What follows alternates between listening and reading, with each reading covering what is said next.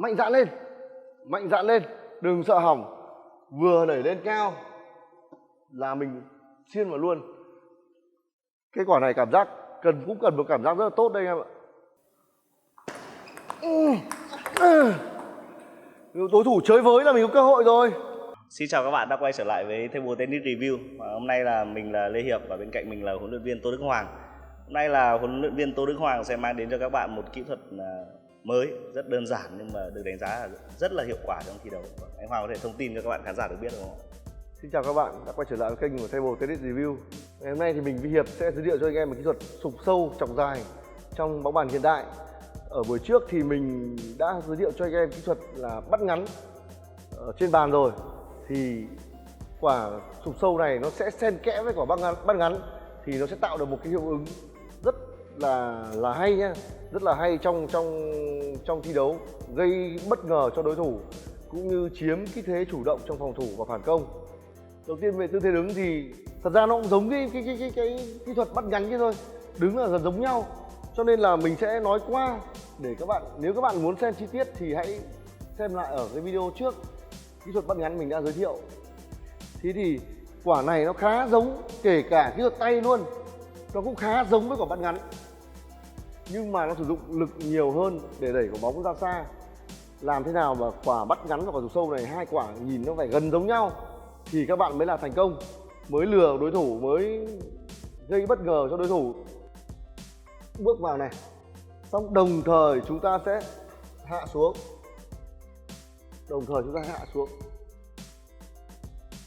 ngắn động tác thôi nhưng mà phải đẩy đi xa. Động tác tay của mình cũng chẳng có gì cả bạn ạ, ý mình muốn nói là nó không phức tạp thôi, không quá phức tạp. Đấy, là nó rất giống quả kia. Bước lên này, ấn vào, nhưng mình sẽ phải ấn nhanh hơn quả cắt gò bình thường và ấn mạnh hơn quả bắt ngắn, nhanh hơn thì mới tạo được một cái hiệu ứng là bóng nó sẽ đi lao ra và anh em mới có thể là khi sau quả này mình phải bước về mình phòng thủ chủ động luôn, chọc xong ra phòng thủ chủ động luôn. Đấy thì cái động tác tay của mình ấy nó sẽ dài hơn quả bắt ngắn một chút, mình sẽ cắm vào cái hướng của mình định đánh. Ví dụ chọc sang đây mình sẽ đưa dài ra ngoài một chút, hoặc chọc sang kia mình sẽ đưa dài ra một chút, dài hơn quả bắt ngắn vì nó dùng nhiều lực hơn mà. Nhưng cái điểm xuất phát của mình ấy, điểm xuất phát thì cũng sẽ là gần bóng, để mình chọc dài ra giống như quả. Đừng lia dài nhá, đừng lia xa là các bạn sẽ bị lỡ cái thời điểm bóng mà mình cho là dễ đánh nhất, là do các bạn lia xa đấy. Nhiều bạn là gặp tình trạng là muốn ham phát lực quá, ham chọc xa quá, thế là nó mới bay đi lung tung mất và hỏng, mất điểm luôn. Thời điểm mình là vào vợt này, đấy, rất giống bắt ngắn đúng không ạ? Nhưng mình sẽ chọc xuyên qua và dài hơn, Bắt ngắn thì mình sẽ một chút thôi, nhưng cái này mình sẽ dùng lực nhiều hơn đấy, cho nên biên độ động tác nó cũng rộng dần về phía trước nhiều hơn là quả bắt ngắn. Ở quả này thì chúng ta phải đánh ở thời điểm bóng số 1 là vừa để lên này, số 2 lên gần địa điểm gần cao nhất thì mình phải vào thật nhanh để gây cái sự bất ngờ. Cái mấu chốt ở đây là gì? Mình phải tạo được cho đối phương cái sự bất ngờ thì đối phương mới đánh hỏng, đối phương mới giật, kiểu chơi với mình mới có cơ hội phòng thủ. Đấy. Mà sớm quá thì lại, mà mình dùng nhanh mà sớm quá thì lại vào lưới bất, cho nên là phải đẩy lên cao lên một tí thì mình vào thì mới được, không giống như bắt ngắn mà phải cao hơn bắt ngắn một tí, nhưng đừng cao quá nha anh em. Nếu như cao quá là mình sẽ không mượn được lực của đối thủ, hoặc muộn quá thì là rất khó để thực hiện quả này, bởi vì muộn rồi nó không có sự bất ngờ nữa. Xoáy nào cũng có thể chọc dài được, tùy theo cái mình phải đọc xoáy của đối thủ. Ở những clip sau mình sẽ hướng dẫn anh em cách giao bóng, thì giao được anh em mình sẽ đọc được xoáy ngay, nhưng mà mình sẽ hướng dẫn anh em sau. Cái này nha, mình đọc xoáy được tốt thì mình mới chọc ra được. Mình đọc sai thì mình chọc phát là bổng tếu lên là thôi. Vào này, tiếp xúc bóng này, các bạn nhìn chưa? Cố gắng nó vào phần này của vợt, xong băm mạnh thêm cổ tay vào thì là bóng sẽ cực kỳ cắn và khó chịu luôn. thơm cổ tay này. Vừa rồi là mình nói đến bên phải đúng không ạ? Thì bây giờ hôm nay mình cái kỹ thuật này mình sẽ hướng dẫn anh em kể cả bên trái luôn, bởi vì nó cực kỳ là giống nhau về thời điểm bóng, nhưng chỉ khác nhau là phải tay với trái tay thôi. Bên trái này anh em có thể làm còn dễ hơn nữa, dễ hơn cả bên phải luôn đấy. Đây là mình bước vào này, đứng này, sau đó mình đồng thời mình bước cái chân vào, chọc ra, đúng không ạ? Chọc ra, đấy, đồng thời chân luôn, giống như bên phải, đồng thời chân luôn. Chỉ có những người mà người ta đã quá quen rồi, đúng không ạ? Người ta thực sự là làm đi làm lại quá nhiều lần rồi thì bắt đầu người ta sẽ phá nhịp của đối thủ đi bằng cách là giả vờ bước vào nhưng mà không cắt luôn, người ta sẽ hãm lại hoặc làm một cái gì đó để đánh lừa đối thủ, tạo yếu tố bất ngờ thôi.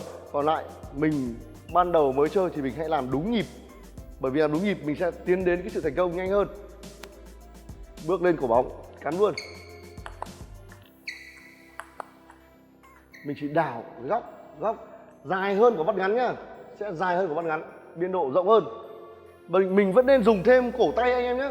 Mình dùng cái này dùng tốc độ mà, dùng tốc độ để tấn công vào quả bóng, thế mình vẫn nên dùng cổ tay này, thêm một chút cổ tay vào thì nó sẽ thêm xoáy, thêm bất ngờ. Nhiều anh em lưu ý là không chém cong từ dưới, trong chém xong hất lên. Mình cắt ở trong bàn mà có phải ở ngoài bàn đâu mà cong như thế, đúng không ạ? Thế thì thẳng, mạnh dạn lên, đừng sợ hỏng. Vừa đẩy lên cao là mình xiên vào luôn. Cái quả này cảm giác cũng cần một cảm giác rất là tốt đây em ạ. Đấy, đầu tiên chúng ta có thể sẽ tự tập ở nhà được với cả một cái rổ bóng, đúng không ạ? Nếu tự tập ở nhà anh em nên tập bên trái trước nha. Bên trái nó sẽ dễ làm hơn bên phải, anh em nên tập trước. Thả bóng xuống này, để cái tay trái của mình ra phía trước mặt này. Đấy, thả thấp thôi, đừng thả cao, thả thấp thôi. Và mình khi thả xuống mình phải vào tay luôn. Đếm 1 2 thì thả tay luôn là mình sẽ xiên xuống. Ở quả tự thả bóng này thì chắc chắn nó là bóng lỏng, đúng không ạ? Cho nên anh em phải tập ghim xuống, mình bấm sâu ra, sâu rồi kia. Đấy, ở chúng ta có thể tự tập ở nhà với một rổ bóng, nhưng chúng ta sẽ hãy tập bên trái trước nha. Ở bên trái mình tự tập trước, thấp người xuống, bước sâu vào bàn, đứng sẵn đi, chém, đúng không ạ? Chọc ra, để cái tay này mình ở trước là những đừng để cao quá, để thấp thôi, để mình dễ dàng căn bóng hơn. Tập nhìn thời điểm bóng. Nhiều anh em comment ở dưới là chỉ cho mình cách nhìn thời điểm bóng, thực chất cách nhìn thời điểm bóng là mình phải tự tập thả bóng, đếm nhịp. Đấy, thì mình sẽ biết được cái thời điểm nào nó thích hợp hơn. Xỉa tận ra góc này, ra góc và thậm chí mang cá luôn nha anh em, thậm chí mang cá đối thủ luôn, để đối thủ né giật hay là giật lên nó bị bất ngờ. Chơi với là mình có cơ hội phản công nhiều hơn. Xỉa ra tận góc, rồi ra tận góc, miết nó xuống, phải tạo được cái độ xoáy này, tạo được cái độ xoáy cho nó bóng lăn gần như lăn trên mặt vợt đấy anh em ạ. Xoáy này, đừng ngửa người nha, ngửa người cũng là một lỗi sai. Mình vừa nãy quên chưa nói với anh em đấy, ngửa người cũng là một lỗi sai, bởi vì khi ngửa tay mình bị với này, mình phải cúi xuống dồn trọng tâm vào phía trước này. Đấy, sau khi mà mình đứng sẵn rồi thì mình lại tập bước lên.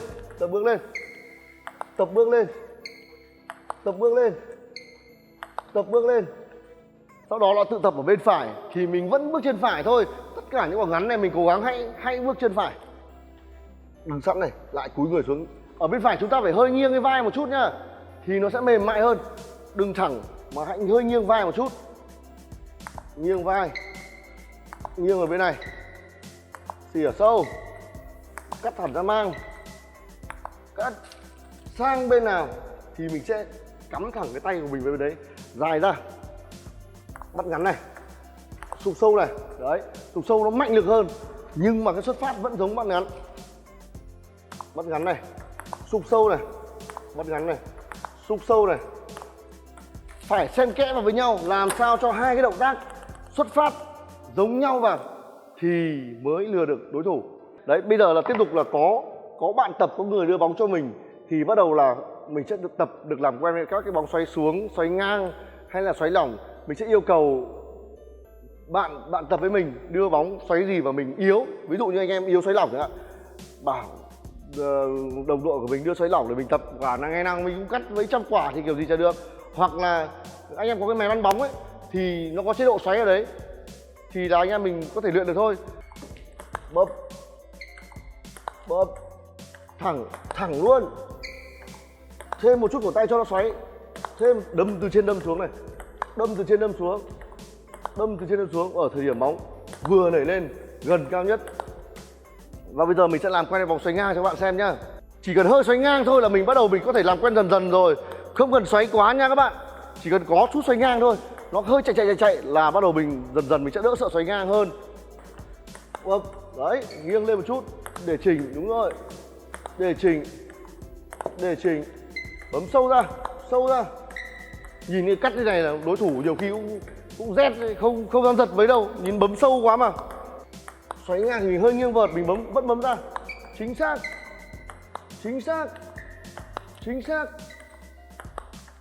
Bên phải này mình nghiêng người này, chọc ra, nghiêng người, chọc ra, nghiêng một chút thôi, bấm thẳng,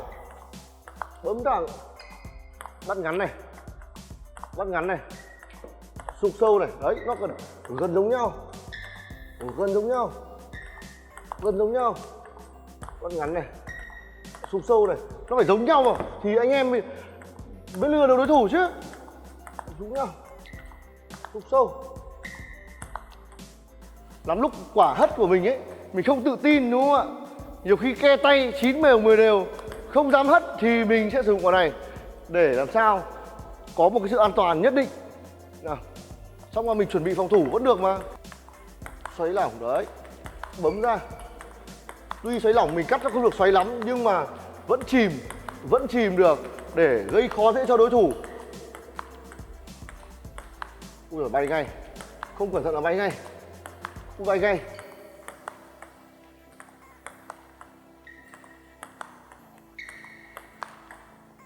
Quả cắt chụp sâu này nó gần như là quả tấn công ấy anh em ạ, nó gần là quả tấn công. Thế thì bên mình tấn công thì bên kia phục vụ cho mình tập luyện thì bên kia phải phòng thủ. Đấy, đây cũng là cách chống nếu các bạn không dám giật quả này, bởi vì nó xoay quá thì mình chống bằng cách là phải nâng lên, chứ hai bên cùng tăng xoáy là rất dễ hỏng. Đây là mình tập luyện thôi. Đấy,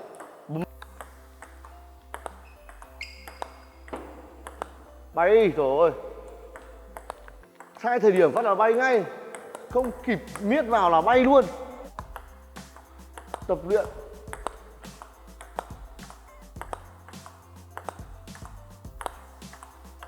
mình toàn cắt đường này thôi, đấy, bay ngay thôi, bởi vì cắt đường này là được tốc độ cao nhất.